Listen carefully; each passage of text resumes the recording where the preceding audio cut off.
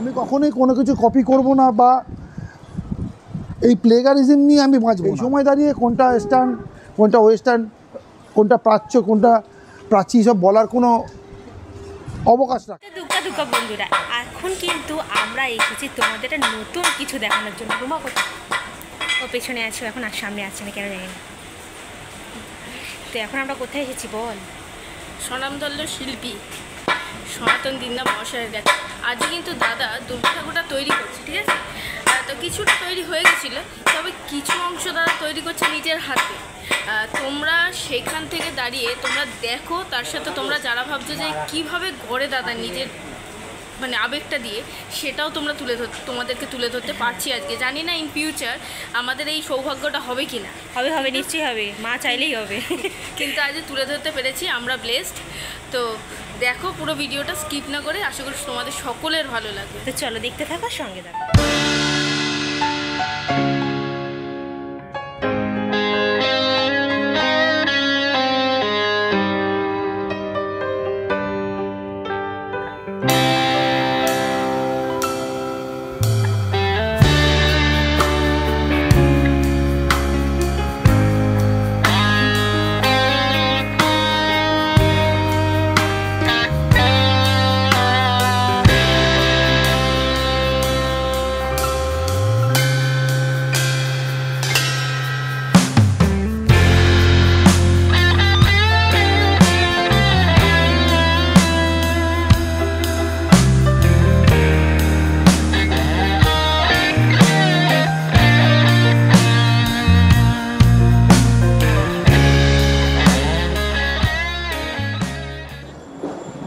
তো সোমনাথের জন্য ঠাকুরটা তৈরি করছি। এখন সোমনাথ যেভাবে ভেবেছে ওর থিম চিন্তাভাবনা, সেখান থেকে আমি আমার মতন করে কাজটা করছি। মানে বিচ্ছিন্ন কিছু না, ও মাটি, খড়, বাঁশ সব কিছু সংযোজন রেখে একটা কাজ করছে। সেখান থেকে আমিও চেষ্টা করছি যে টেরাকোটার মতন করে একটা ঠাকুর, আর ঠাকুরটার শেপটা একটু অন্যরকম। মানে এই যে ফর্মটা কলসের মতন, basically this is the human home. মানে মানুষ যখন সভ্য হতে শিখলো, সভ্য হয়ে গেছে, তখন প্রথম যখন মানে দেবদেবীর আকার যখন ধারণ করে, তখন ওইভাবেই কলসের মধ্যে দিয়ে একটু সাপ দিয়ে একটু নানা রকম মেটাফর দিয়ে কাজ শুরু করে। তো সেই কথাটা মাথায় রেখে এই হিউম্যান হোম, তারপর টেরাকোটা। কিন্তু আমি সেসব কথা চিন্তা করো, আমি যেহেতু এই সময়কার একজন শিল্পের কারিগর, তো আমি আমার মতন করে চেষ্টা করছি করার। কারণ আমি কখনোই কোনো কিছু কপি করব না বা এই প্লেগারিজম নিয়ে আমি বাঁচব না। আমি চাইছি যে আমার স্বকীয়তা রেখে কাজ করা, যার জন্য আমি একদম, যেহেতু আমি ওয়েস্টার্ন স্টাইলের স্টুডেন্ট, তার মধ্যে কিছু ওয়েস্টার্ন প্রভাব রয়েছে ঠাকুরের মধ্যে, ওই সব মিলিয়ে মিশিয়ে একটু একাকার হয়ে গেছে। আর এই সময় দাঁড়িয়ে কোনটা ইস্টার্ন, কোনটা ওয়েস্টার্ন, কোনটা প্রাচ্য, কোনটা প্রাচী, সব বলার কোনো অবকাশ রাখে না। তো সারা পৃথিবী জুড়ে আজকে মানে দুর্গাপুজো গ্লোবালাইজড হয়ে গেছে, যার জন্য সব মিলিয়ে মিশিয়ে আমি আমার নৈবেদ্য জনগণের কাছে সাজিয়ে দিচ্ছি। এই যে আমি এবার একটু নলিন সরকার স্ট্রিট নিয়ে প্রশ্ন করি, এই যে রূপান্তর যে ভাবনাটা তোমার, এই যে ভাবনাটার মানে সৃষ্টি কোথা থেকে, মানে কিভাবে এই ভাবনাটা আসলো যে এটা নিয়েও কাজ করা যায়? আসলে এটার মূল ভাবনাটা হচ্ছে আমার মেয়ের, পারিজাত দিনদার। মানে ও আমাকে বলেছিল যে বাবা, এই সারা কলকাতা জুড়ে এত সব থিসিস লেখা হচ্ছে দুর্গাপুজোতে, মাইলের পর মাইল, পাতার পর পাতা, জনগণ আসে 10 মিনিটের জন্য, তারা দাঁড়ায়, হয়তো দেখে 2-3 মিনিটের জন্য, বেরিয়ে যান, এই আওয়াজ, এই এত কিছুর মধ্যে আনন্দটা কোথায়? এই আনন্দ পেতে গেলে পরে আমাদের একটা অন্য কোনো বিষয়বস্তু ভাবতে হবে, যেখান থেকে আপামর সাধারণ মানুষ যারা শিল্পের সঙ্গে এতটা সংযুক্ত নয় বা এত নিগূঢ় তত্ত্ব তারা শিল্পের বোঝে না, তাদের সঙ্গে এই যে বিচ্ছিন্নতা একটা তৈরি হচ্ছে, এই বিচ্ছিন্নতাকে সংযোজন করতে গেলে পরে মানে কানেকশান করতে গেলে পরে তুমি এমন একটা কিছু করো যেখান থেকে মানুষ মজা পায় এবং বাচ্চাদের জন্য একটা পুজো তৈরি হয়। যার জন্য আমি এই ছোট্ট অপরিসর একটা গলি, প্রায় আমি 10 ফুট পাই গলিটার মধ্যে, আশেপাশে এত বাড়ি, যেখান থেকে আমরা বাড়িগুলো সরিয়ে দিয়ে কিছু করতে পারবো না, কিন্তু আমাদের আকাশ খোলা, আমাদের চিন্তাভাবনাটা গগনচুম্বী হচ্ছে, কিন্তু সেই গগনচুম্বী হতে গেলে পরে ফিলোসফিক্যালি আমরা একটু সাবকনসিয়াস মাইন্ডের সাহায্য নেব।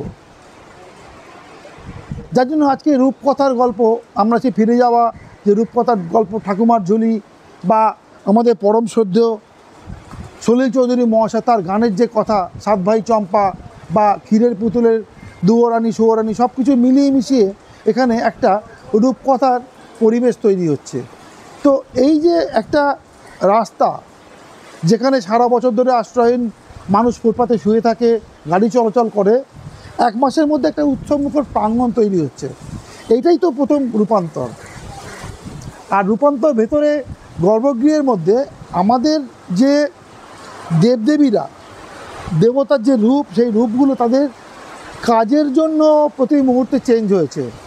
এই যে 33 কোটি দেবদেবতার কথা বলা হচ্ছে, 33 কোটি নয়, 33 কোটি।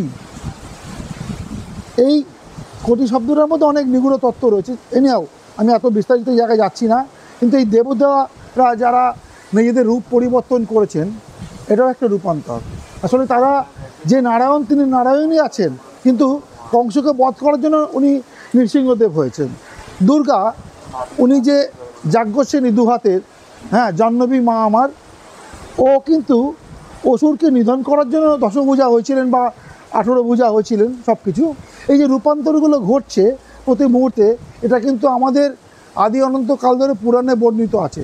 এর জন্য কাফকার মেটামরফোসিসের থিওরি ধার করতে হয়নি আমাদের। তো আমাদের দেশেও যে এত উপাদান রয়েছে, সেই উপাদান নিয়েই আমি আস্তে আস্তে করে এই রূপান্তরটা ঘটাচ্ছি। এবং আর একটা ব্যাপার, এই সাইট স্পেসিফিক ইনস্টলেশন আর্ট করতে গিয়ে যেটা দেখছি, দুর্গাপুজো শিল্প করতে গিয়ে যেটা দেখছি, যে আমাদের প্যান্ডেলের ঠিক বাইরেই হরিসাহার হাট। সেই হাটে এই সাবঅল্টার্ন মানুষদের, খুব মধ্যবিত্ত নিম্ন মধ্যবিত্ত মানুষদের জামা কাপড় বিক্রি হয়। আর আমাদের এই গলিটা হচ্ছে সাবঅল্টার্ন কালচারের একটা জায়গা, যেখানে সাধারণ মানুষজন, নিম্নবিত্ত মধ্যবিত্ত পরিবারের বাস, তাদের এই দুর্গাপুজো। তো সেই জামা কাপড়গুলো, পরিধেয় বস্ত্রগুলো আস্তে আস্তে করে রূপান্তরিত হচ্ছে প্যান্ডেলের ক্রাফটে। এই ফিলোসফিক্যাল জায়গাগুলো, টুকরোগুলো নিয়ে, বিভিন্ন রকম মেটাফর নিয়ে আমার কাজ। আর সব কাজটাই হচ্ছে মানুষের মস্তিষ্ক প্রসূত। তার জন্য প্যান্ডেলের ওপরে খুব লম্বা করে একটা হিউম্যান ব্রেন তৈরি করা আছে। সেটা ওই জুট দিয়ে, ভেতরে ফোম পুড়ে দিয়ে আমরা ওই হিউম্যান ব্রেনটা তৈরি করেছি, এবং সেখান থেকেই আলো এসে সব কিছু আলোকিত হবে। এই যে দুর্গা পুজো যে একটা আমাদের আবেগ, এই যে তুমি প্রায় 3-4 মাস ধরে এই ঠাকুর গড়া, তারপর প্যান্ডেল গড়া, এই যে সব মাথায় নিয়ে আসে, যখন দুর্গাপুজোর দশমীটা হয়ে যায়, তোমার ফিলিংসটা কেমন থাকে? আবার নর্থে থাকি, আমরা চাইবো তুমি যেন নর্থে আরো অনেক কাজ করো। আবার ওই যে আসছে বছর আবার হবে, অভ্যস্ত হয়ে গেছি। কারণ যাওয়া আসার খেলা তো শুধু, এটা ভাঙা গড়ার খেলা।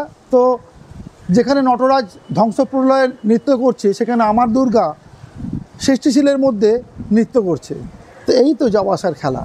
খারাপ লাগে, খুব খারাপ লাগে, খুব মন খারাপ হয়, খুব বিষণ্ণ হয়ে পড়ি। কিন্তু ভাবি যে এই স্পেসটায় আবার নতুন করে আমি আবার আমার দুর্গা মাকে নতুন রূপে দেখাবো, এই আশাতেই আবার আনন্দে মেতে উঠি।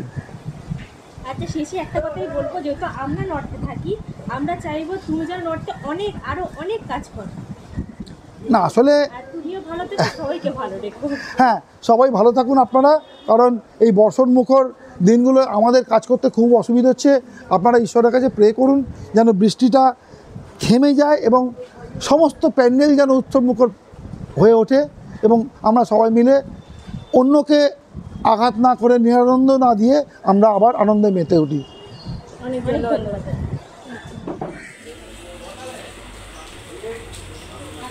আর এই দেখো পিছনে সব বাচ্চা কাচ্চারা রয়েছে, এখনো রেডি হয়নি, বুঝলে? একটা বাচ্চা কিন্তু রেডি হচ্ছে। আজকের ভিডিওটা ছিল এতটুকুই। ভিডিওটা কেমন লাগলো অবশ্যই কমেন্ট করে জানিও, আর ভালো লেগে থাকলে like, comment, share and subscribe করে দিও। দেখা হচ্ছে খুব তাড়াতাড়ি নেক্সট ব্লগ নিয়ে। ততক্ষণ সবাই সুস্থ থেকো, ভালো থেকো, সঙ্গে থেকো। টাটা।